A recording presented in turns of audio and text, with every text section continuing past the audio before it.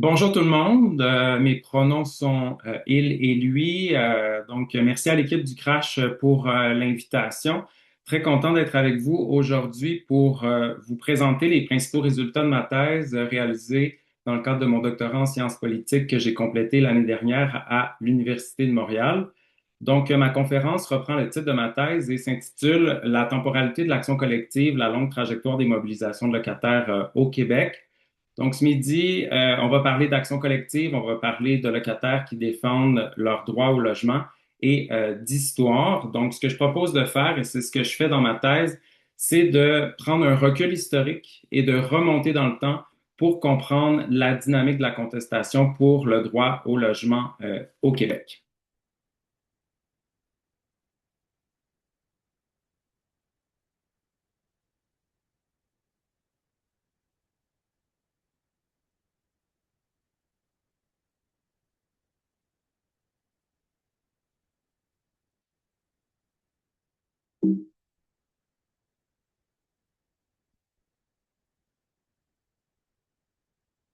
Voilà, donc ma recherche doctorale, ça part d'un questionnement. Donc, quand j'ai débuté mon doctorat au milieu des années 2010, il fallait trouver un sujet pour ma thèse. Venant du travail social, de la défense collective des droits, j'ai décidé de travailler sur le logement parce que j'étais persuadé que cette question avait un fort potentiel conflictuel de contestation. Quand j'ai commencé à lire les travaux sur les luttes pour le logement, la documentation militante sur le sujet, j'ai vraiment été étonné par les similitudes à travers le temps. Donc, depuis les années 70, le Québec a vu naître et grandir un mouvement combatif organisé de locataires qui militent sur des enjeux comme le logement social, le contrôle des loyers, qui portent des revendications assez semblables à travers les décennies. Donc, le Front d'action populaire en réaménagement urbain, le FRAPRU, l'un des principaux regroupements pour le droit au logement au Québec, revendique depuis pratiquement sa création en 1978 plus d'investissements dans le logement social.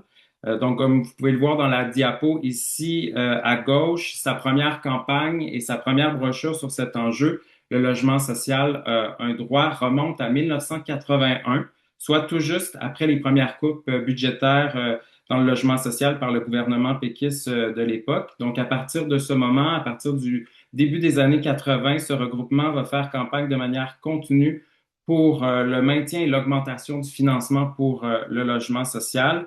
Il lutte contre le désengagement graduel du fédéral dans ce domaine tout au long des années 80, contre son retrait complet en 1994 et pour l'adoption d'un programme entièrement québécois de financement pour le logement communautaire au milieu des années 90. À droite de la diapo, ce que vous voyez, c'est une image d'une manifestation qui est organisée par le FRAPRU à Québec en 2001 à l'occasion d'une conférence en habitation entre le fédéral et les provinces. À l'issue de cette conférence, le fédéral va annoncer son retour dans le financement des programmes à travers la notion de logement abordable, dont on entend encore beaucoup parler aujourd'hui. Et à l'époque, le FRAPRU va militer très activement pour que le réinvestissement du fédéral soit dirigé vers le logement social et il va réussir à influencer les priorités du provincial dans le nouveau programme qui va être mis sur pied au Québec, Logement abordable Québec. Donc, dans cet exemple, on peut voir que la lutte pour le développement du logement social est très constante à travers le temps. Je pourrais faire la même démonstration avec le regroupement des comités logements et associations de locataires du Québec, le RECLAC, un autre groupement central dans le mouvement des locataires qui milite aussi depuis pratiquement sa création en 1978 pour un plus grand contrôle des loyers.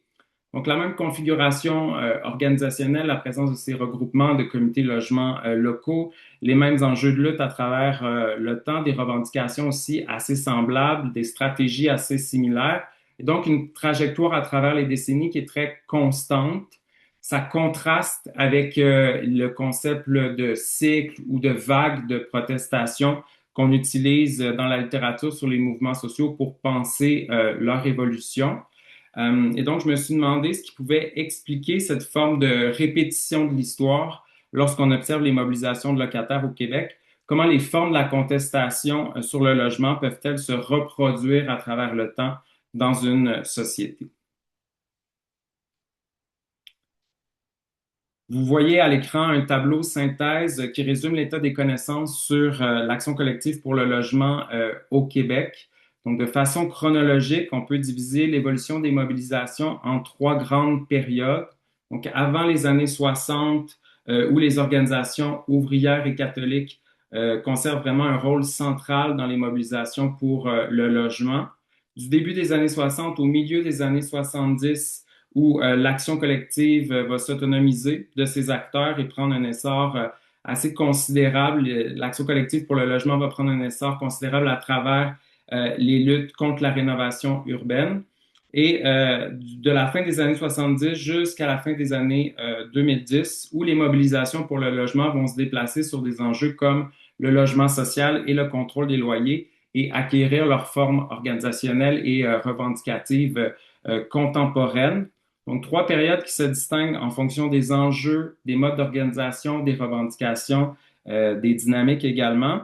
Ce que j'ai voulu faire dans ma recherche doctorale, c'est de reconstruire et d'analyser le développement des mobilisations durant la troisième période qui commence à la fin des années 70, donc au moment de la naissance des principaux regroupements provinciaux.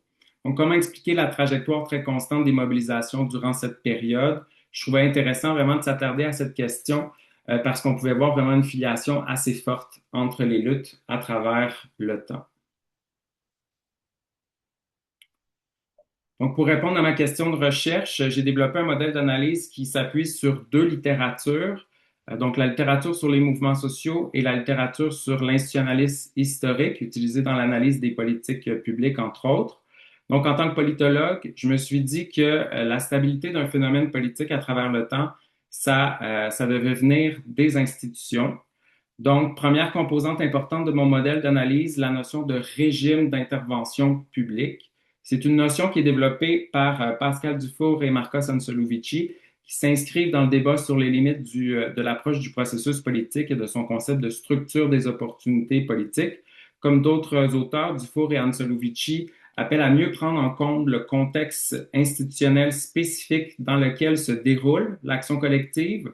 Il développe la notion de régime d'intervention publique pour désigner l'ensemble des politiques, des espaces de représentation et des discours dominants dans un secteur d'intervention publique en particulier, comme le logement. Et cette notion propose de concevoir le contexte institutionnel des mouvements sociaux de façon aussi très relationnelle.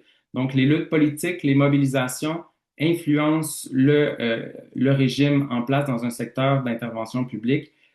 Donc, les deux s'influencent mutuellement et se construisent mutuellement au fil du temps. Donc, historiquement, le régime d'intervention publique en logement au Québec, c'est un régime qui se rapproche d'un régime libéral ou dualiste, pour reprendre la classification développée par Kémini, où l'accent est vraiment mis sur le secteur privé et où le logement social conserve un poids marginal. On remarque aussi une intervention très minimale en matière de contrôle des loyers avec l'approche dite de conciliation.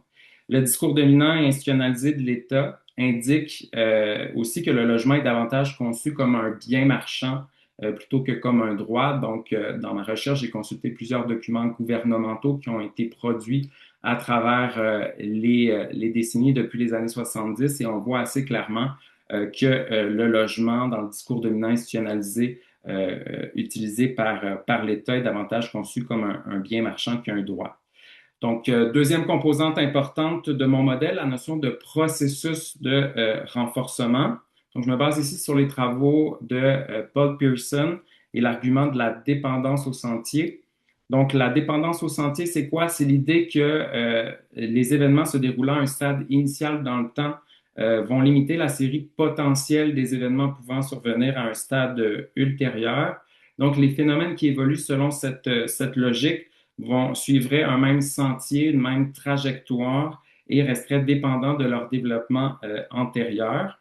Et dans son approche, Pearson insiste beaucoup sur les processus de renforcement, donc positive feedback, pouvant expliquer le maintien d'une trajectoire. Donc, lorsqu'un un phénomène demeure stable à travers le temps, c'est avant tout, selon lui, en raison de processus de renforcement qui deviennent des sources de stabilité.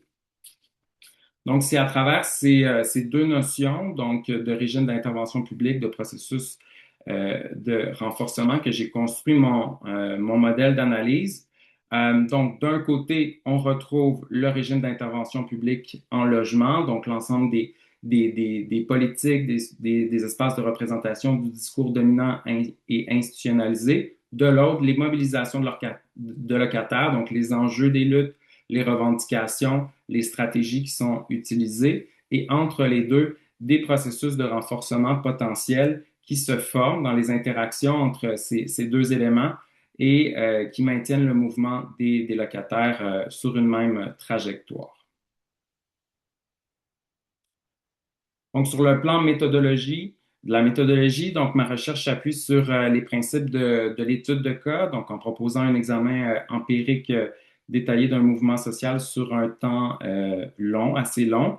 Donc, de manière cohérente avec ce choix, j'ai opté pour la méthode d'identification de mécanismes et de processus, qui est une méthode qualitative qui a été introduite dans la littérature sur les mouvements sociaux au tournant des années 2000 par McAdam, Taro et TI. Donc, c'est une méthode qui vise vraiment à repérer les mécanismes, les processus plus larges qui permettent d'expliquer les dynamiques de la contestation. Donc, comment on peut observer ces mécanismes, ces processus? C'est en analysant des épisodes de contestation. Donc, pour éviter d'aborder vraiment l'histoire comme un bloc homogène, j'ai découpé la trajectoire des mobilisations de locataires au Québec en épisodes de contestation. Donc, c'est une méthode qui permet vraiment d'aller au cœur des événements, de reconstruire les interactions entre les organisations militantes, les autorités publiques à différents moments et d'identifier les mécanismes, éventuellement les processus de renforcement qui peuvent se développer au fil du temps. Donc, pour documenter les épisodes de contestation que je vais vous présenter là, dans quelques instants, les épisodes que j'ai étudiés, donc j'ai triangulé trois sources de données. Donc, premièrement, un large corpus d'archives organisationnelles, donc essentiellement les archives des deux principaux regroupements de locataires, donc le FRAPRU et le RECLAC. Donc, on parle d'un total de 172 documents mentionnés dans la thèse. Deuxième corpus, des entretiens semi-dirigés réalisés avec des salariés ou d'anciens salariés de regroupements de comités logements locaux, donc qui cumulaient en moyenne 20 ans d'expérience dans le mouvement. Et troisième source de données, des articles de presse, donc publiés dans Le Devoir, La Presse, Le Soleil, qui ont été utilisés pour valider et compléter les informations provenant des autres sources de données. Donc, on parle d'un total de 159 articles utilisés dans la thèse.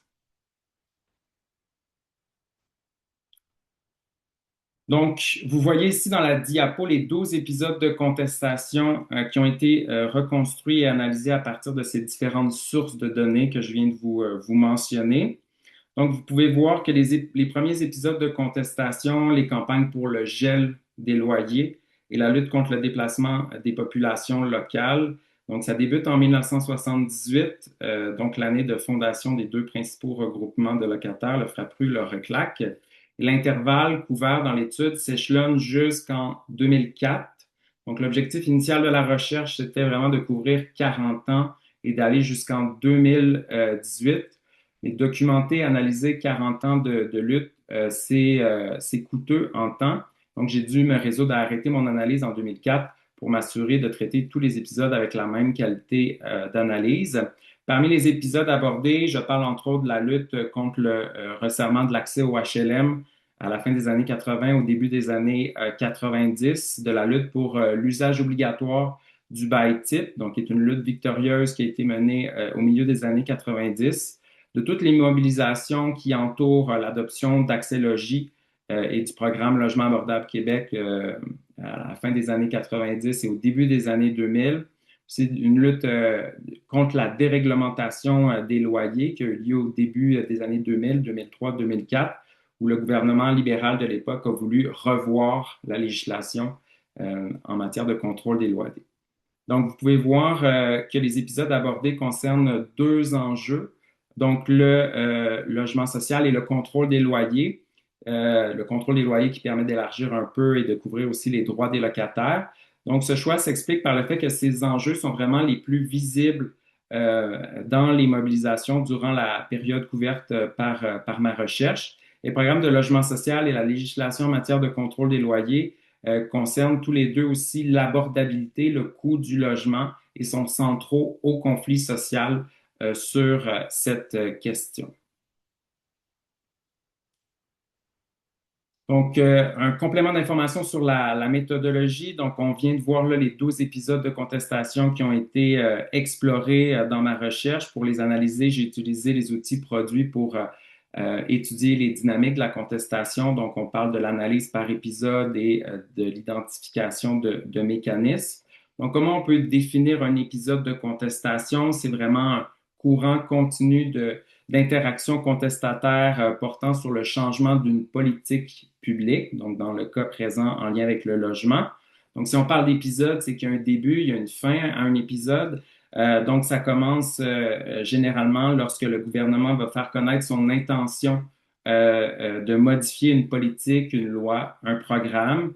Et donc, c'est le début, le début des interactions de contestataires autour de ce changement-là qui est planifié, qui est annoncé par le gouvernement.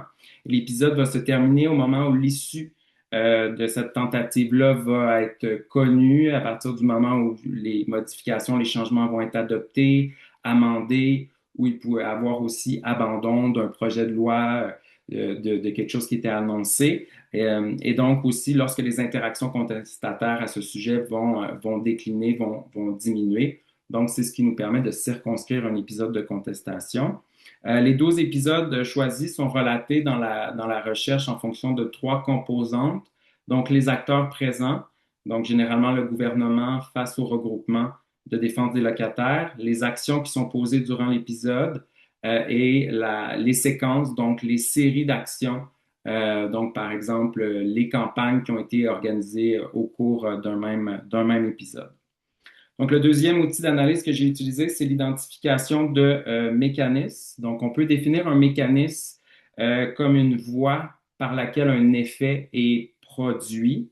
Un mécanisme, ça peut pas nécessairement être mesuré, quantifié. Son influence résulte vraiment de sa présence dans une situation. Et repérer, identifier un mécanisme, ça demande en particulier de regarder du côté du rôle des acteurs dans l'activation des mécanismes, donc d'acteurs collectifs. Par exemple, un regroupement de défense de locataires qui perçoit une opportunité, qui perçoit une menace, ou encore des organisations militantes qui construisent entre elles des alliances. Donc, la perception d'une opportunité, la construction d'alliances, ce sont des exemples de mécanismes. Donc, identifier comme ça les mécanismes à travers différents épisodes, ça m'a permis de construire un narratif analytique pour chacun des épisodes abordés et éventuellement de les comparer entre eux pour faire ressortir des processus plus larges.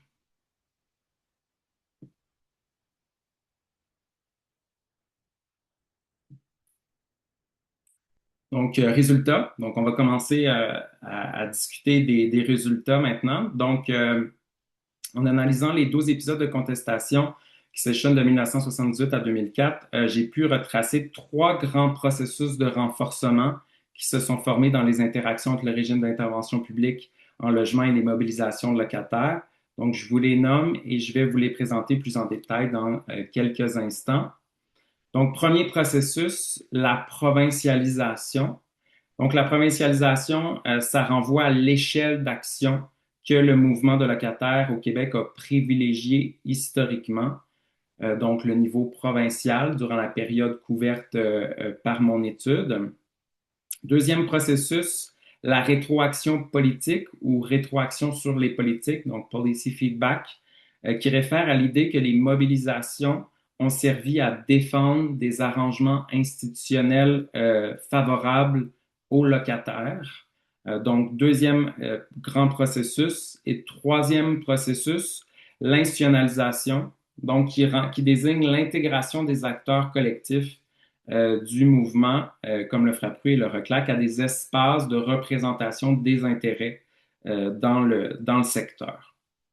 Donc, ces trois processus que je viens de mentionner ont été vraiment des sources de continuité dans la trajectoire des mobilisations au fil du temps. Donc, je vais les présenter chacun un après l'autre un peu plus en détail. Donc, le processus de provincialisation. Donc, c'est une découverte intéressante de ma recherche. Donc, les travaux de Pierre Hamel sur les luttes pour le logement à Montréal durant les années 60 et la première moitié des années 70.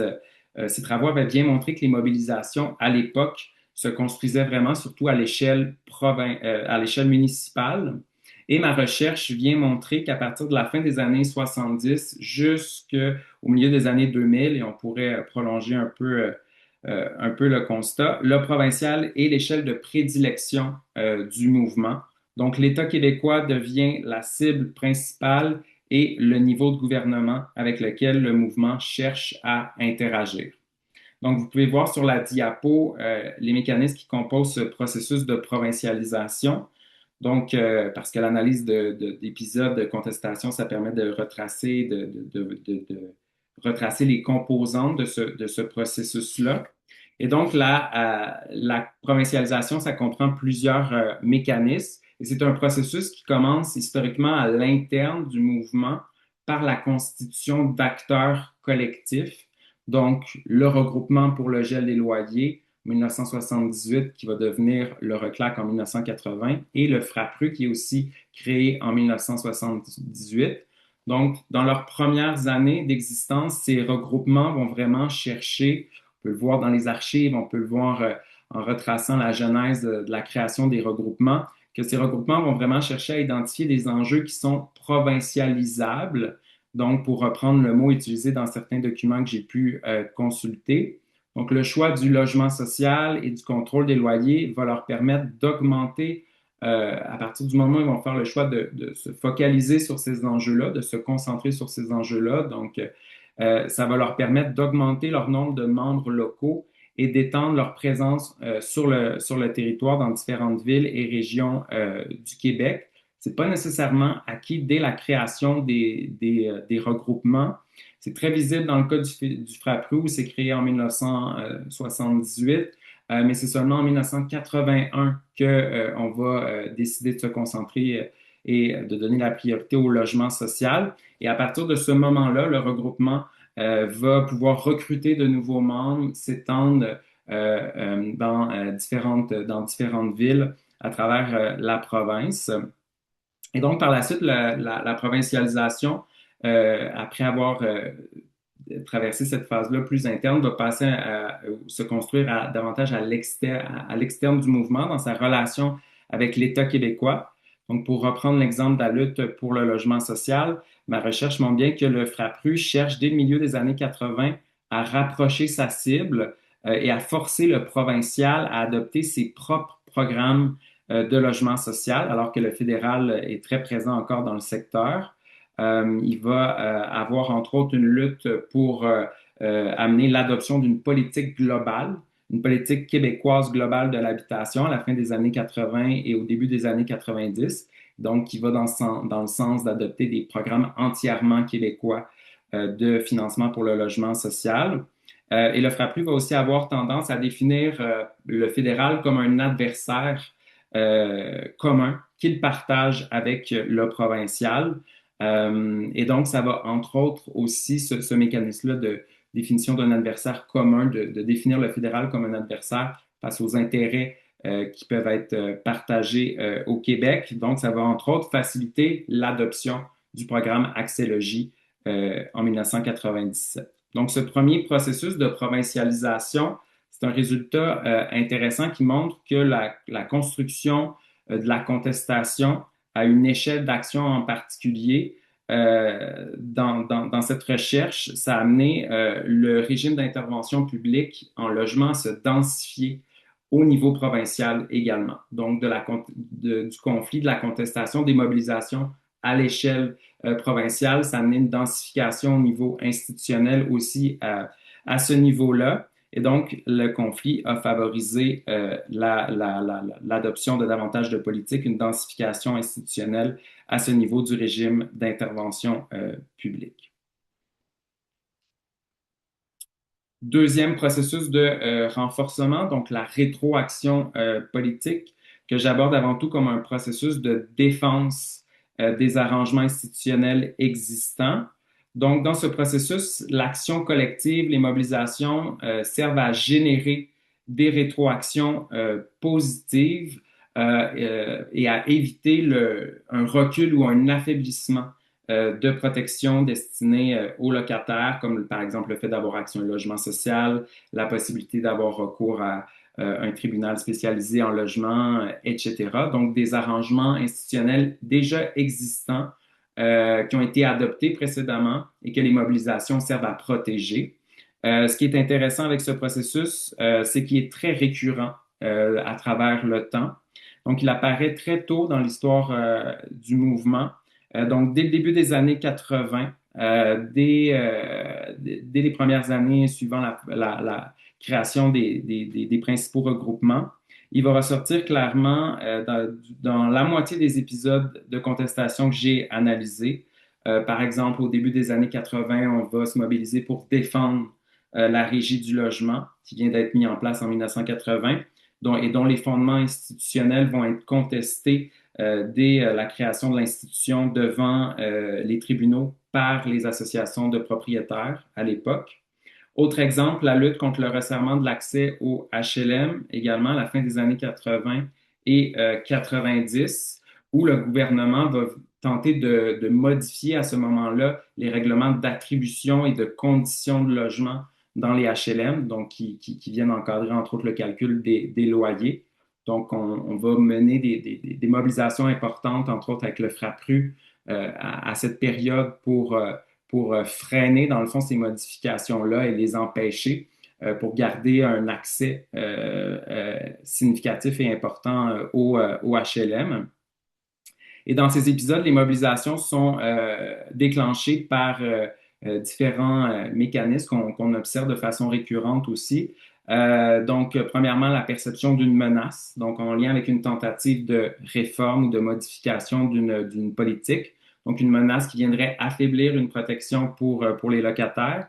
Et de manière assez simultanée à ce mécanisme-là, souvent, ce qu'on va observer, c'est des groupes de défense de locataires et leurs regroupements vont nouer des alliances très rapidement entre eux pour augmenter leur capacité de mobilisation et leur rapport de force avec le gouvernement.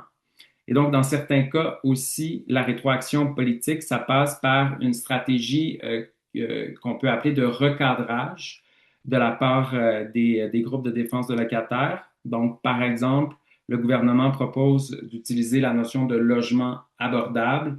On recadre en exigeant que le maintien de en exigeant le maintien de la référence au logement social. Donc, le processus peut ainsi se déployer tant au niveau matériel qu'idéal sur le plan des idées. On cherche à maintenir certaines conceptions de l'intervention de l'État dans le secteur du logement, entre autres à travers cette lutte pour garder la référence au logement social. Donc, c'est observable aussi dans ce processus-là. Donc, c'est à travers ces boucles de rétroaction qui sont observées dans différents épisodes que la trajectoire des mobilisations va aussi se maintenir à travers le temps. Troisième et dernier processus de renforcement, donc l'institutionnalisation, que je définis avant tout comme un processus d'intégration des acteurs collectifs à la structure de représentation du régime d'intervention publique. Donc, c'est un processus qui est assez marqué dans les travaux sur le milieu communautaire au Québec. Donc, dans le cas du logement, ma recherche montre que le processus d'institutionnalisation, c'est très graduel. C'est un processus qui dépend de la volonté de l'État d'intégrer des organisations représentant les locataires à des espaces, des dispositifs institutionnels comme des consultations publiques, des commissions parlementaires, des tables de concertation. Ça dépend de la volonté de l'État de le faire, mais ça dépend aussi de la volonté du mouvement lui-même de participer à la politique institutionnelle. Donc, C'est une dynamique qui inclut qui va de part et d'autre. Et ma recherche montre aussi que ce processus d'institutionnalisation comporte une dimension à la fois formelle, mais aussi de manière intéressante informelle. Donc, vous voyez dans la diapo les deux mécanismes qui sont associés à l'institutionnalisation.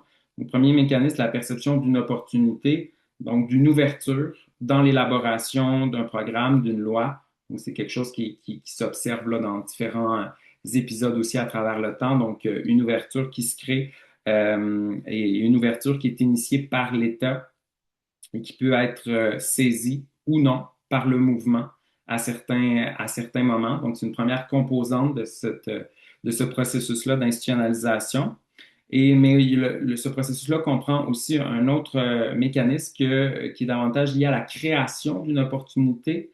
Et donc, dans ce cas, c'est le mouvement lui-même, le mouvement des locataires, qui agit pour tisser des relations avec des représentants du gouvernement, donc des élus. Ben, ça peut inclure aussi des fonctionnaires pour générer éventuellement une ouverture dans l'élaboration d'un programme ou d'une loi. Donc, c'est un deuxième mécanisme qui s'observe surtout dans la dimension justement plus informelle, qui passe pas nécessairement par des dispositifs bien établis. Et donc, on peut voir cette dimension-là plus informelle, la création d'opportunités dans le cas d'une lutte qui a eu lieu au milieu des années 90, la lutte pour l'usage obligatoire du bail type, où le mouvement des locataires au Québec a réussi, par des rencontres essentiellement, à influencer le gouvernement québécois à l'époque et à rendre obligatoire le bail type en dehors de l'agenda législatif du gouvernement péquiste de l'époque et donc d'agir davantage dans cette dimension-là plus informelle de représentation. Donc, comme pour les deux autres processus, l'institutionnalisation a été une source de continuité sur les mobilisations, car elle a eu tendance à canaliser la contestation vers des modes d'interaction plus conventionnels avec l'État et vers des problèmes définis conjointement avec le gouvernement. Donc, les principales conclusions. Donc, le fait d'avoir retracé ces différents processus historiques et de montrer qu'il exerce là, une influence sur la trajectoire des mobilisations de locataires au Québec, ça montre que le passé des mouvements sociaux, ça importe et ça tend à conditionner leur développement. Lorsqu'on conçoit le temps de manière séquentielle à travers des séquences dans le temps, ce qui vient avant limite ce qui peut survenir après, et ça s'applique cette logique-là à la contestation. Une fois que c'est dit, on ne doit pas simplement se contenter non plus de décrire ce qui est similaire dans le temps, mais il faut aussi pouvoir l'expliquer. Et l'influence du passé sur la trajectoire d'un mouvement social, ça peut être retracé, entre autres, par des processus de renforcement qui se forment dans les interactions entre le mouvement et son contexte institutionnel spécifique. Et ces conclusions invitent aussi à aborder la temporalité comme une dimension vraiment constitutive de l'action collective, au même titre que d'autres dimensions comme les ressources, les identités, les émotions, etc. Et donc, les chercheuses, les chercheurs s'intéressant aux mouvements sociaux, comme les mouvements pour le droit au logement, devraient se poser plus systématiquement cette question. Donc, dans quelle temporalité les mobilisations qu'on observe s'inscrivent? Dans une temporalité plus courte, moyenne ou plus longue durée, comme c'est le cas dans ma recherche. Donc, quelques limites et pistes de recherche pour terminer. Donc, j'y vais là, rapidement, mais on pourra poursuivre dans la discussion. Donc, il y a quand même certaines limites qui sont importantes aussi à soulever par rapport à ce que je viens de vous présenter. Donc, je mentionne deux limites. Le choix des enjeux qui ont été abordés dans la recherche, donc le logement social et le contrôle des loyers qui sont liés au coût du logement. Donc, j'ai choisi ces enjeux parce que c'est vraiment les plus centraux dans les mobilisations durant la période couverte par l'étude. Ça garantissait aussi de trouver plusieurs épisodes de contestation, mais j'aurais pu choisir d'autres enjeux, par exemple la discrimination, l'insalubrité. Ça m'aurait peut-être amené à avoir d'autres trajectoires d'autres dynamiques aussi. Donc, c'est quand même une limite qu'il faut soulever par rapport à la recherche. Deuxième limite, l'intervalle couvert, donc 1978 à 2004. Donc, les résultats que je viens de vous présenter s'appliquent à cette période seulement. Il faudrait faire d'autres recherches pour étudier des épisodes de contestation plus récents, voir comment ça s'applique aux dernières décennies, comment c'est lié ou non. Et si vous voulez aussi, on peut en discuter dans la période d'échange, voir si ces constats ont des échos sur la période, ont des échos dans la période plus actuelle. Sur le plan des pistes de recherche, j'en mentionne trois. Donc, ma recherche aborde vraiment la temporalité sous l'angle des processus historiques et institutionnels qui se sont formés entre le mouvement des locataires, le régime d'intervention publique en logement. Il y a d'autres angles qui pourraient être utilisés pour aborder la temporalité des mouvements sociaux, notamment la mémoire collective, qui permet d'étudier le rapport que le mouvement entretient avec son passé dans une perspective plus symbolique, plus identitaire. Ça serait une piste intéressante aussi pour de futurs travaux. Deuxième piste, ma recherche invite à ouvrir aussi un dialogue plus soutenu avec la théorie des régimes de logement. Donc, dans l'analyse des politiques de logement, on utilise aussi la théorie des régimes de logement, donc avec un auteur comme Kimini que j'ai mentionné dans la présentation. Donc, c'est très répandu dans la littérature sur les politiques de logement. Mais dans ces travaux-là, la contestation, les mouvements sociaux sont pratiquement absents. Donc, il y aurait une contribution théorique importante à faire sur ce plan. Et enfin, ma recherche invite aussi à développer des comparaisons historiques avec des mouvements sociaux dans d'autres secteurs au Québec, par exemple l'aide sociale, pour voir si les mêmes processus que j'ai observés peuvent être aussi retracés ailleurs.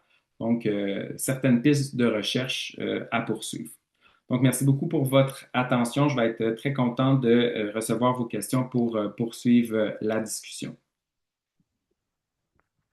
Merci beaucoup, Jean-Vincent, pour la présentation. On avait dans le chat justement quelqu'une qui nous demandait d'avoir ton contact. Fait que si elle est encore en ligne, elle peut peut-être noter celui-ci. Donc, ucam.ca pour les gens. Sinon, si tu veux peut-être enlever le partage d'écran pour qu'on puisse voir s'il y a des questions, vous pouvez utiliser la petite main pour soulever pour mentionner si vous avez une question. Ou écrire dans le chat aussi, je vais pouvoir m'assurer qu'on la lit bien. Merci pour la présentation des enjeux. Tu sais, le logement social, contrôle des loyers, je pense que c'est encore des enjeux qui sont importants et mobilisateurs pour les groupes communautaires. Pour commencer, je pense qu'il y en a une qui est assez évidente, mais qu'est-ce qu'un retour historique? Tu l'as effleuré un petit peu pendant la conclusion, mais qu'est-ce qu'un retour historique nous indique sur les mouvements d'aujourd'hui et sur les trajectoires en termes de lutte pour le droit au logement, selon toi? Tu en as parlé aussi de comment on peut l'insérer dans quelque chose d'un petit peu plus contemporain.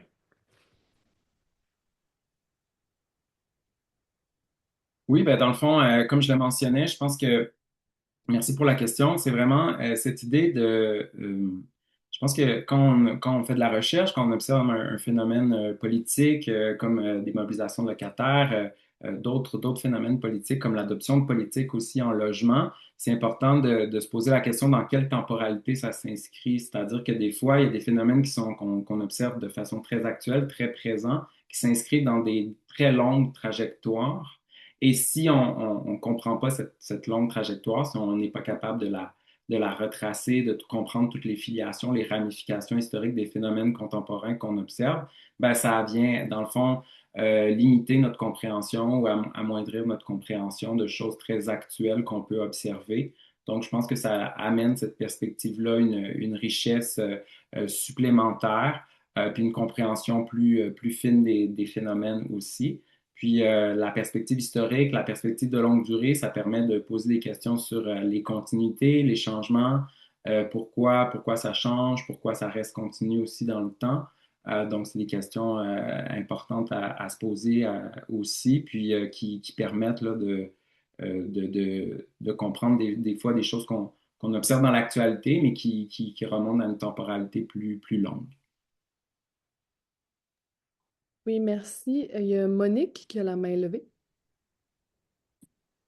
Ok.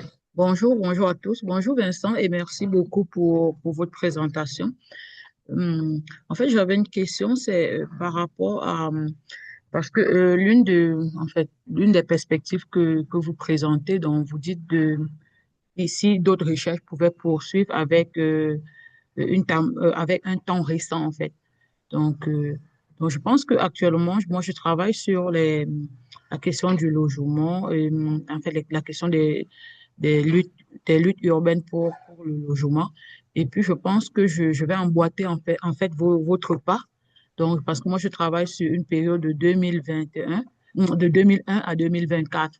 Donc, je suis vraiment dans la continuité de ce que vous avez fait. Donc, je voulais savoir, par rapport à la question méthodologique, là, je vois que vous avez fait la triangulation de plusieurs données. Vous avez fait les entretiens semi-dirigés avec quel type d'acteurs? Des salariés de regroupement comité logement, salariés qui étaient actuels au moment où j'ai réalisé les entretiens ou qui avaient été impliqués là, précédemment. Donc, qui cumulaient en moyenne là, 20 ans d'expérience dans le mouvement des locataires. Ok, d'accord, ok. Donc, c'était avec des salariés des comités logement, de manière générale. Est-ce que vous avez choisi, est-ce que vous travaillez dans tout le Québec ou bien quel était votre terrain? J'ai mené principalement les entretiens à Montréal et quelques entretiens à Québec aussi. Ok, ok, d'accord, ok, d'accord. Donc, mais je serais quand même intéressée à vous rencontrer pour discuter de mon projet en fait, en fonction de votre présentation et puis des limites que vous avez posées et puis de la perspective de recherche, j'ai vu quand même que je suis dans la continuité de ce que vous avez fait. Si je pourrais vous écrire là pour prendre un rendez-vous là pour une rencontre. Ben oui, tout à fait, ça va me faire plaisir. Simplement m'écrire un courriel, puis ça va me faire plaisir. D'accord, merci beaucoup. Est-ce qu'il y avait d'autres questions dans la salle? Moi, j'en trouvais, ben justement, par rapport à la question de vos acteurs, vous avez rencontré des gens de Montréal, de Québec, est-ce que vous avez rencontré des gens du fédéral aussi? Tu sais, vu qu'il y a quand même des épisodes que vous identifiez comme le fédéral qui s'en va tu sais, qui se retire du financement pour le logement social, qui revient après une certaine lutte aussi. Donc, est-ce qu'il y avait ces acteurs-là qui vous semblaient influents dans votre recherche? Ouais.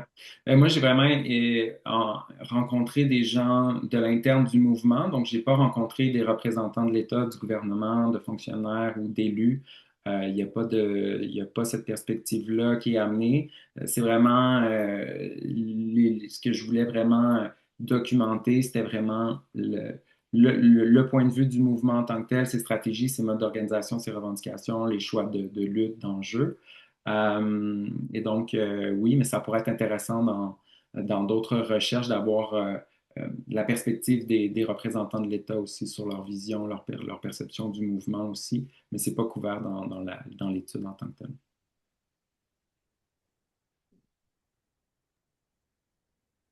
telle. Ben, j'en ai d'autres, des questions. Oui, oui.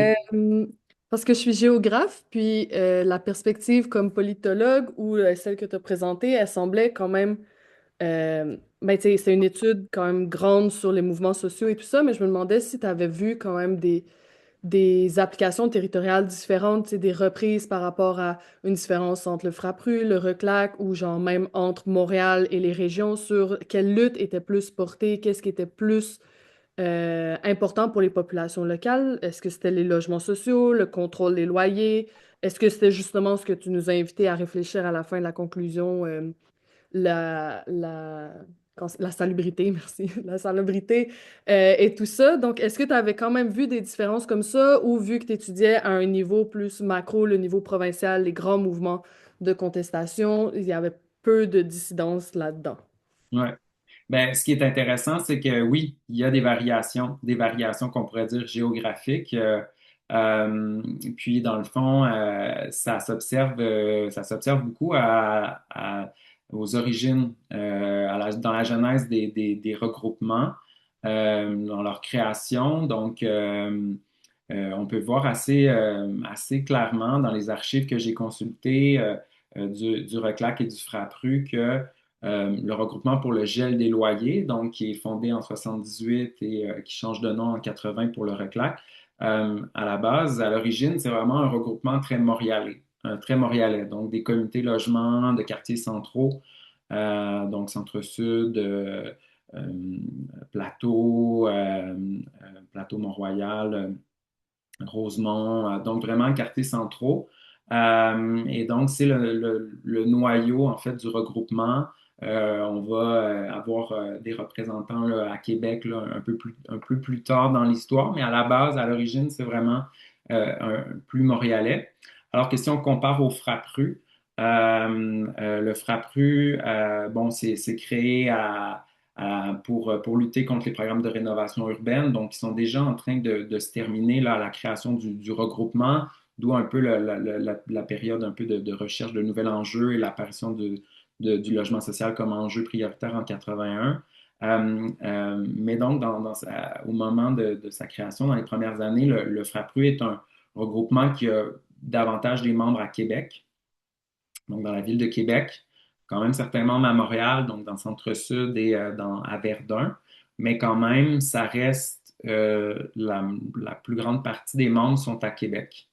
Et parce qu'entre autres, les programmes de rénovation urbaine ont été très marqués là, dans les quartiers centraux à Québec. Et donc, ça a créé beaucoup de mobilisation dans les comités citoyens là-bas qui ont été mis en place et qui participent à la création du FRAPRU aussi. Fait qu'il y a de la variation géographique quand même. C'est un aspect que je couvre moins, mais que j'observe. Puis c'est super intéressant de le soulever. Euh, à partir du moment où, justement, il y a un choix d'enjeux prioritaires, surtout pour le FRAPRU, comme j'ai mentionné, où on choisit de prioriser le logement social, alors que dans le fond, on est en recherche un peu d'enjeux prioritaires à partir de 78 avec la fin des programmes de rénovation urbaine. Quand on choisit le logement social, bien, ça permet d'étendre la présence dans d'autres villes parce que là, les membres, les comités citoyens, les organismes communautaires, euh, vont pouvoir faire campagne localement pour développer du logement social et s'inscrire dans les grandes campagnes du FRAPLO au niveau provincial. Donc, ça va marcher assez bien, puis le recrutement va faire que le nombre de membres va augmenter à ce moment-là. Donc, il va y avoir une forme d'extension là, territoriale du regroupement à partir du début des années 80. Donc, oui, il y a une dimension géographique aussi. On voit vraiment, comme je l'ai mentionné, qu'il y a vraiment une recherche de trouver des enjeux prioritaires qu'on peut mener, des luttes qu'on peut mener au niveau provincial qui sont vraiment provincialisables puis qui vont rejoindre une grande partie de gens sur le territoire. Et donc, le logement social, ça semble être là, vraiment une bonne idée à ce moment-là. Même chose pour le contrôle des loyers aussi, on peut faire campagne localement sur cet enjeu-là aussi, tout en faisant des pressions au niveau provincial pour changer les législations. Donc, il y a en effet un phénomène géographique là, qui est super intéressant puis qui est intéressant à soulever aussi là, à la fin des années 70, début 80, là, que j'observe quand même de façon assez marquée. Super, merci. On peut laisser. Est-ce qu'il y a une dernière question ici? Mais sinon, dans la biographie, puis dans l'organisation de la séance, tu parlais des mémoires. Comment est-ce que les mémoires, finalement, nous informent d'aujourd'hui? Finalement, les mémoires que toi, tu as avoir consulté ces archives-là, comment est-ce qu'on peut se positionner aujourd'hui dans la lutte pour le droit au logement? Qu'est-ce que ça l'a vraiment apporté pour toi, là, d'une manière moins théorique et universitaire? De consulter ces mémoires-là, d'avoir accès à ces archives-là, de les travailler, de les remettre en mots, de les remettre en épisodes et tout ça.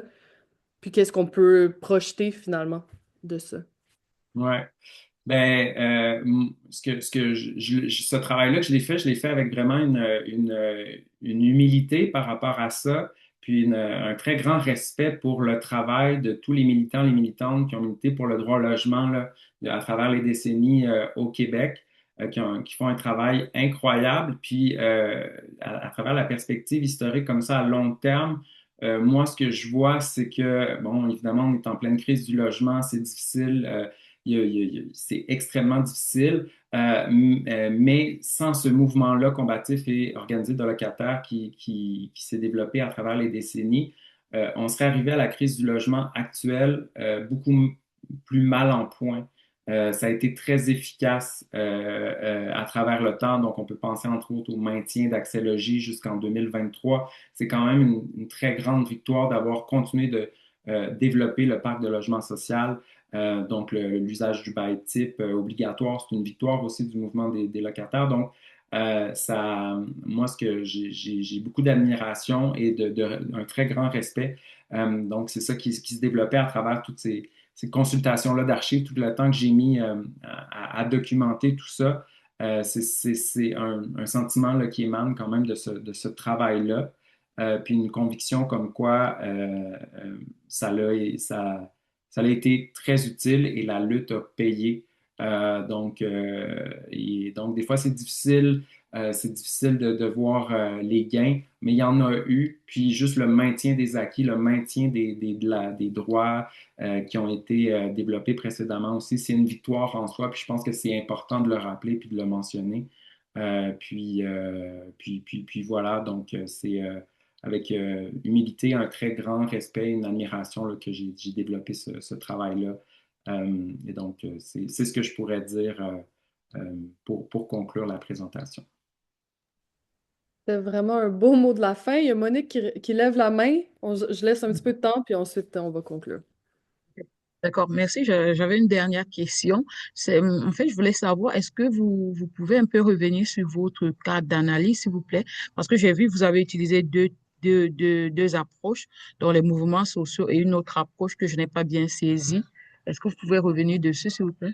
Ouais, ben, on pourra s'écrire un courriel là, je pourrais donner des références aussi, mais dans le fond, grosso modo, je me suis basé sur la littérature sur les mouvements sociaux, puis la littérature sur l'institutionnalisme historique.